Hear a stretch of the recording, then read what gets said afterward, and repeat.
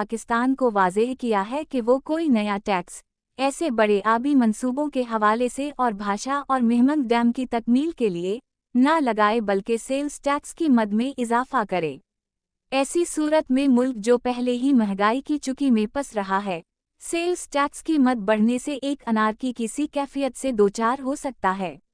दरअसल IMF ये नहीं चाहता कि किसी कस्म के टैक्स की वसूली का कंट्रोल वफाकी हुकूमत यानी वापडा के पास हो। हुकूमत ने पहले ही पेट्रोल की कीमतों में होशरुबा इजाफा कर दिया है। डीजल और पेट्रोल की कीमत में 100% से ज़ायद का इजाफा कर दिया है।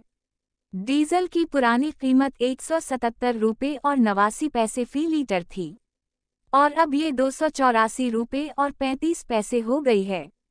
उसी तरह पेट्रोल की पहले फ़ी लीटर कीमत 168 रुपये और 73 पैसे थी जो अब 272 रुपये और 15 पैसे फ़ी लीटर हो गई है।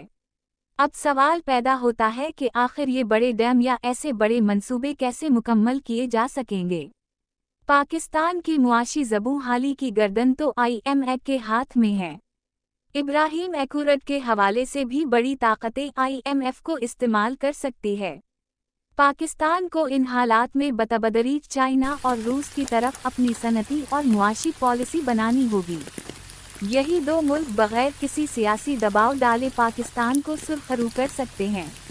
ताहम अभी मुकम्मल तौर पर मुआमलात आसान नहीं और लगता यही है अवाम के लिए आसानियां नहीं। इसलिए ज़रूरी है कि पाकिस्तान माइक्रो डैम बनाए और माइक्रो वाटर स्टोरेज तामीर करे जिन पर लागत कम से कम दरकार हो।